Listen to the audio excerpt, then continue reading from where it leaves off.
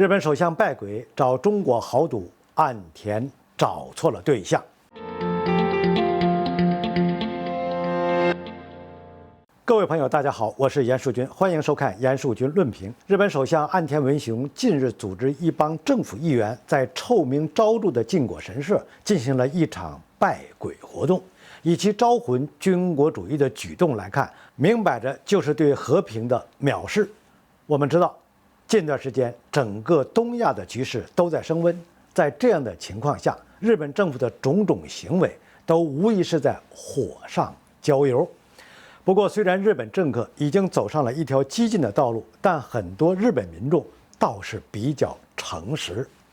最近，日本自卫队就公布其征兵信息，目前自卫队征兵招募的人数不到计划的一半。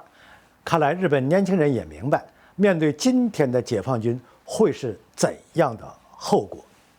但话说回来，日本实际的军事能力也不取决于自身。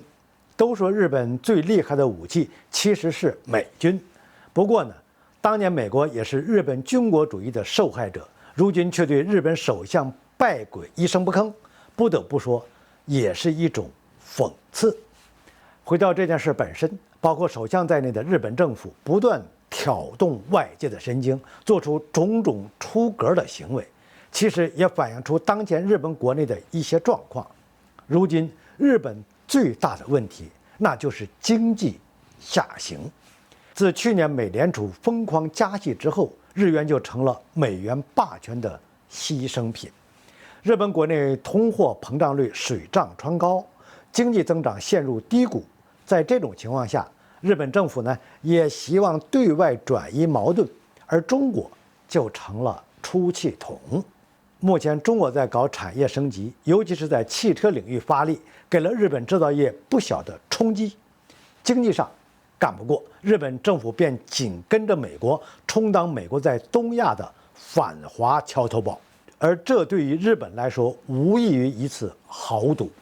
我们知道，近代以来，日本就十分热衷于豪赌，既赌过中国，又赌过美国。赌赢了，飞上枝头变凤凰；赌输了，则万劫不复。如今日本社会经济增长停滞，通货膨胀加剧，老龄化严重，制造业衰微。面对这种情况，日本政府似乎又想来豪赌了。但是啊，今时不同往日啊，继续找中国豪赌，很显然岸田是找错了对象，结局必定是粉身碎骨。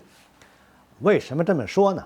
且不说如今中国在经济实力、制造业水平、军事力量上已经能对日本形成碾压之势，就拿政治影响力来说，其实我们可以发现，日本在亚太地区的存在感很大程度上要仰仗美国对亚太地区的干涉能力。美国将日本视为棋子儿，更多的是赋予棋子儿所拥有的功能。